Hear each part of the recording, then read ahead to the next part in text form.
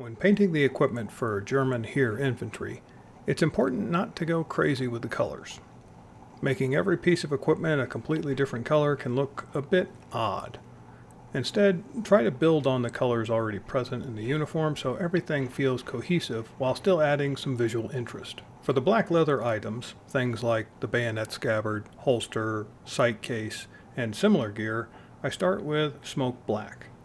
It's important not to use pure black for the base color because that makes it very difficult to add shadows later. Using a near black color instead lets the wash settle into the recesses and helps bring out the details with very little effort. If you want to add a little more definition, you can lightly highlight the raised edges with a dark gray that's 1 or 2 shades lighter than the base color. For the shovels, use a dark green or field gray for the exposed metal blade. Paint the straps smoke black and use a buff or cork color for the wooden handle. Once everything is dry, apply a medium or dark brown wash to tie the colors together. Just make sure the wash doesn't pool on the smooth surfaces of the wooden handle. For items like the duffel bag and the MP40 magazine pouches, I mix German beige and medium brown to get a slightly worn canvas tone. The straps and loops can be painted smoke black, grim brown, or medium brown. If any metal rings are exposed, you can touch them with a little flat aluminum. Then apply a mid-brown wash over the whole piece to bring out the folds and stitching. For the canteen, I paint the body medium brown, the lid field gray or German gray, and the strap smoke black. Then I apply a dark brown wash. The map case is painted deep brown and shaded with a dark brown wash.